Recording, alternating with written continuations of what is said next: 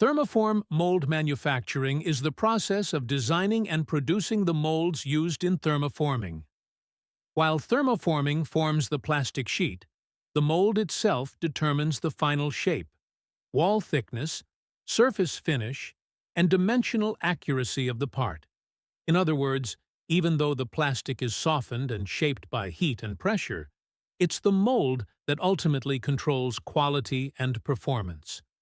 This manufacturing method enables fast production cycles and supports complex geometries. It commonly uses aluminum molds because aluminum offers a good balance of precision, durability, and cost efficiency. Typical plastics used include ABS, PETG, HIPS, and PVC. Thermoform mold manufacturing is widely used in industries such as packaging, automotive, medical devices, aerospace components, and consumer products. Thermoforming as a process began in the mid-19th century with the development of early plastics like parkesine and celluloid. In the 1930s, the development of industrial forming equipment allowed continuous sheet processing, which marked the beginning of large-scale thermoforming. From the 1960s through the 1980s, aluminum tooling became standard. This is when vacuum and pressure forming methods were widely adopted and started producing more accurate and consistent parts. During this time, improvements in mold design significantly increased part quality and reduced material waste. Today, thermoform mold manufacturing relies heavily on CNC machined aluminum molds, which allow high precision and repeatability. Advanced temperature control systems are used to minimize warping and ensure uniform wall thickness. Digital tools such as CAD and CAM have also transformed mold design and development by speeding up prototyping and allowing easier modifications before production. There are two primary types of molds. A male, or positive mold, forms the plastic around the exterior of the shape and is typically used for deeper parts, where fine detail is less critical. A female, or negative mold, forms the plastic into the cavity of the mold, providing higher surface accuracy, better detail, and improved dimensional control. These molds usually involve higher upfront cost, but result in higher quality parts. Thermoform mold design directly affects production quality, efficiency, and overall cost. A well-engineered mold can reduce cycle times, minimize scrap, and improve product consistency. In contrast, poorly designed tooling can lead to warping, uneven wall thickness, increased waste, and slower production. Ultimately, mold manufacturing is the most critical step in the thermoforming process. Before you can efficiently produce parts at high scale, you must first design a mold that is precise, durable, and optimized for the material and application. Based on the material table we looked at, polystyrene clearly fits the needs of thermoforming red Solo cups. In the table, it's grouped under amorphous plastics, which are known for being easy to thermoform because they soften gradually, form smoothly, and don't shrink much. The table also shows that polystyrene is used for mass-produced transparent articles and thermoformed packaging, which puts it in the same category as disposable cups. So right away, we can see that PS is meant for thin-walled, high-volume forming. Before we even get to the forming step, the polystyrene goes through a preparation process. The material is extruded into a long, continuous sheet that has a uniform thickness. This is important because any uneven spots would affect how the cup forms later. After extrusion, the sheet is rolled into large coils, which makes it easy to feed into the thermoforming machine. These coils are then cut into the exact width needed depending on the cup's diameter and depth. Looking at this slide, you can see why aluminum 6061T6 is the standard mold material for forming polystyrene cups.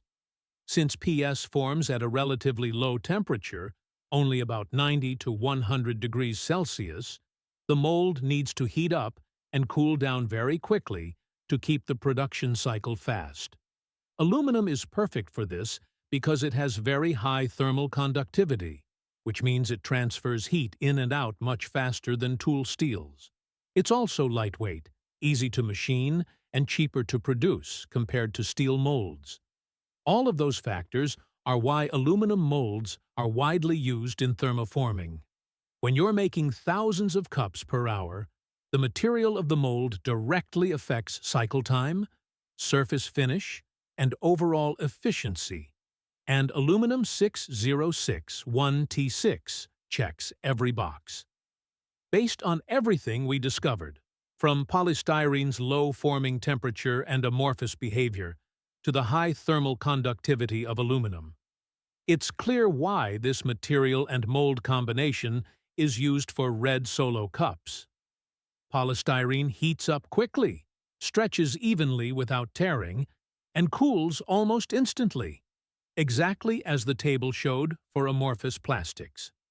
When paired with aluminum molds that transfer heat far faster than steel, the entire forming cycle becomes extremely fast. That's why thermoforming machines can produce thousands of cups per hour. Overall, the material and mold properties we identified directly explain why red solo cup production is so fast, consistent, and reliable. As seen earlier, polystyrene is used to make red solo cups because it forms smoothly, has minimal shrinkage, and softens gradually.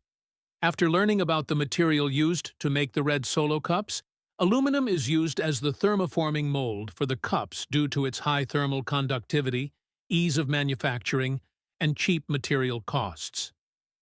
So, how is the mold made? Well, there are two primary methods of creating thermoform molds: casting and CNC machining. First, let's look at casting. A sand mold is typically used as a container in which the molten metal will be poured into. The outside barrier holds the molten metal in place, while the inside sand block creates the desired cup shape in the metal that will be used to thermoform the plastic blank into a solo cup. We can then take molten aluminum, or any other thermoform material desired, and either pour it or inject it into the mold, and then allow it to cool. Once cooled, the sand can be removed from the aluminum. Now, for CNC machining, a solid block of aluminum can be used, then a tool head will remove material from the block to create the desired shape in the aluminum block. With both of these manufactured molds, they need to be baked at a high temperature, but not the melting or transition temperature, in order to remove internal stresses of heavy CNC machining and casting. After thermal baking, the molds can be done here and used to manufacture solo cups. But what if we want to improve the tool life, durability, or dimensional accuracy? This is where further heat treatment of the molds can be beneficial. Anodizing would be the best option because it creates a hard aluminum oxide layer over the surface that can resist abrasion and additional wear from the solo cups, thus extending the life of the mold. In thermoforming, molds are repeatedly pushed to their limits. They endure constant heating and cooling cycles, vacuum pressure, and mechanical wear as hot polymer sheets are shaped over their surfaces. To keep these molds performing consistently over long production runs, a wide range of coatings and surface treatments are used. These treatments improve release characteristics, reduce friction, protect against wear, and guard the mold surface from oxidation and corrosion, especially in aluminum tooling. Just as importantly, they help the mold maintain stable properties across typical forming temperatures between 150 and 250 degrees Celsius. One of the most common goals of surface treatment is friction reduction. Hard anodizing, also known as Type 3 anodizing, creates a dense aluminum oxide layer, typically between 25 and 75 microns thick. This hardened surface reaches roughly 60 HRC, offering excellent durability and reduced friction. To further improve release, the anodized layer can be sealed with PTFE, better known as Teflon, or even nickel impregnation. PTFE coatings are also frequently applied on their own. They create a thin, non-stick surface, well-suited for thin-walled parts, reducing adhesion of the plastic and minimizing the need for mold release agents. These coatings are usually sprayed on and then baked at curing temperatures around 400 degrees Celsius. For molds that require both corrosion resistance and smooth release, electro-less nickel PTFE coatings provide a unique combination of benefits. They offer uniform thickness even on complex cavity shapes, while the nickel provides corrosion resistance and the embedded PTFE particles lower friction. These coatings typically reach hardness values around 500 to 600 HV, but can be heat-treated beyond 900 HV for even greater durability. On steel tooling, PVD and CVD coatings, such as titanium nitride, titanium aluminum nitride, and chromium nitride, create extremely hard, smooth, oxidation-resistant surfaces, often reaching 2,000 to 3,000 HV. These coatings excel in high cycle production settings, especially when forming abrasive plastics like PET. Oxidation and corrosion prevention is another critical factor, particularly for aluminum molds. Chromic or sulfuric anodizing creates a protective oxide layer that resists oxidation even at elevated temperatures. A sealing step, using hot water or nickel acetate, closes the pores in the coating, further protecting the mold surface. Electroless nickel plating is also common, acting as a diffusion barrier that prevents oxidation under humid or high-temperature conditions. It's often used as a base layer before PTFE or PVD coatings are applied. Stainless steel molds often undergo passivation, a process that removes free iron from the surface and restores the protective chromium oxide layer that prevents rust. Steel molds may also be nitrided or carburized, which hardens the surface while retaining a tough, ductile core. This significantly improves wear resistance and oxidation resistance when the mold is exposed to forming temperatures. Heat treatment plays a major role in selecting the right coating. Aluminum heat treatments, such as T6, or steel heat treatments like quenching and tempering, must be completed before coating. Otherwise, the microstructure of the coating may distort or degrade. Likewise, some coatings, such as PTFE or anodic films, can break down if exposed to high temperatures after they've been applied, so temperature compatibility is essential. For steels like H13, gas nitriding performed after hardening can add around 0.3 of a millimeter of case depth, increasing hardness to the 1,000 to 1,200 HV range, and boosting oxidation resistance up to about 500 degrees Celsius. Finally, surface finish plays a major role in mold performance. Polished or mirror-finished surfaces, with roughness values below 0.2 microns, reduce friction and enhance release even before any coatings are added. Coated surfaces must still maintain tight dimensional tolerances and preserve the geometry of vent holes to ensure consistent forming. With regular cleaning and periodic recoating, mold longevity can be significantly extended. When combined properly, coatings, heat treatments, and surface finishing techniques allow thermoforming molds to withstand demanding, high-cycle industrial environments while maintaining high-quality part production. Thermoform mold manufacturing machining and fabrication process.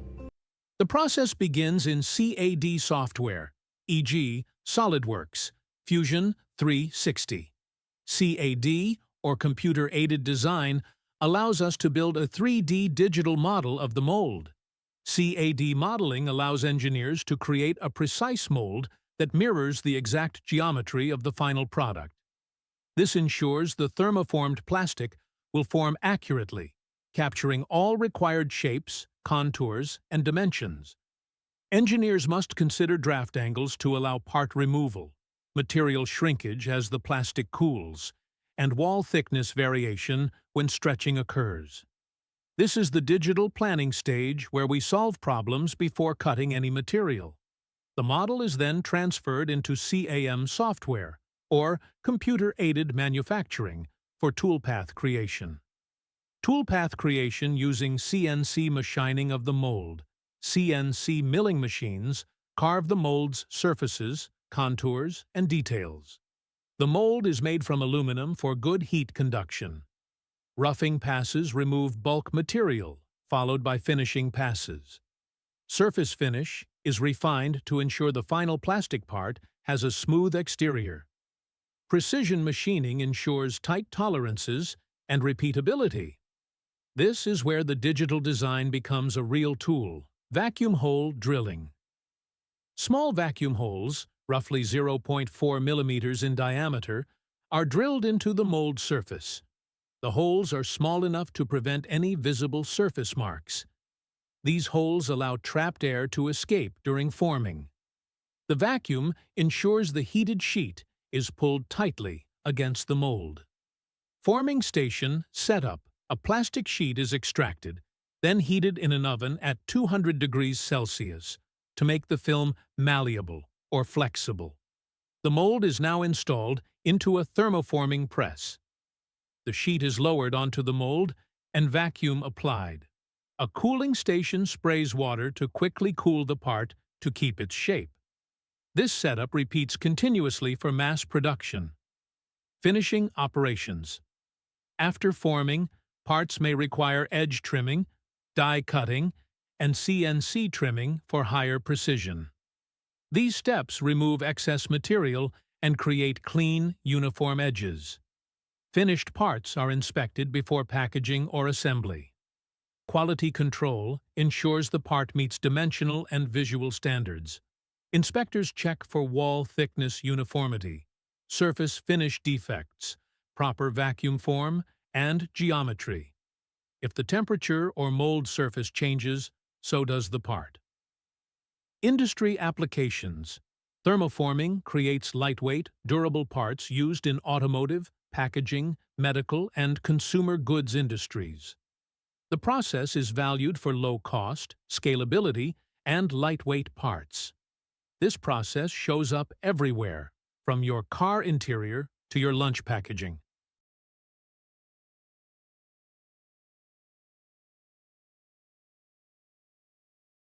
Sintering have completely changed what's possible in mold design and production. Instead of relying solely on traditional machining, we can now 3D print molds directly from metal or high-temperature polymers. This dramatically reduces lead time, minimizes material waste, and allows for far more geometric complexity than conventional methods.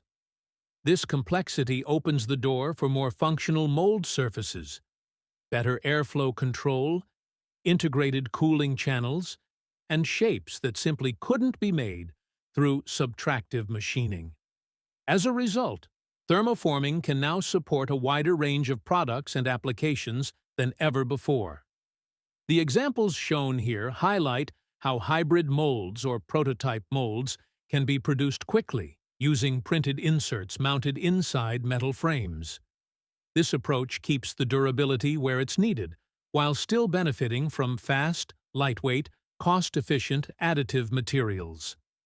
Now shifting from full metal printing to hybrid mold manufacturing, this slide shows how additive inserts can be paired with a machined steel frame. This combination is especially useful for prototyping and small-scale production, where speed and flexibility are more important than long-term tool life. Printed mold inserts allow manufacturers to test designs quickly, adjust features, and move toward full-scale tooling with less upfront investment. At the same time, the industry is seeing major efficiency gains thanks to improvements in software integration and robotics. Automated handling, automated trimming, and smart CAM programming allow the entire workflow, from mold design to production, to operate faster and with higher consistency. As more of these systems become automated, thermoforming manufacturers can reduce downtime, lower labor requirements, and produce molds with greater accuracy and repeatability. Together, additive manufacturing and automation are accelerating development cycles, reducing costs, and expanding what thermoforming can achieve across industries. On Slide 1, we get an overview of how testing and validation ensure a thermoforming mold is truly production-ready. Before a mold ever reaches the full manufacturing floor, it has to prove that it can produce thousands of identical defect-free plastic cups, like the classic red party cup.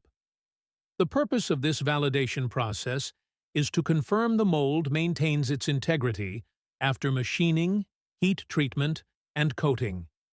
Every detail matters, from wall thickness to how cleanly the rim forms for stacking and lid fit.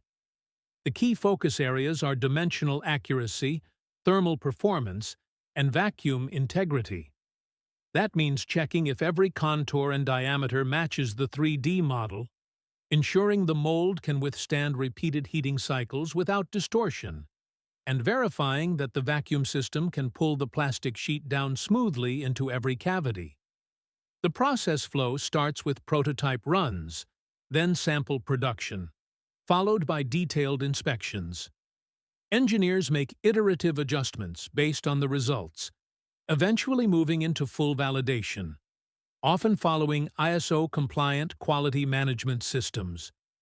Finally, all of this is tied to standards like FDA CFR Title 21 for food contact plastics and tolerances defined in ASTMD 4976.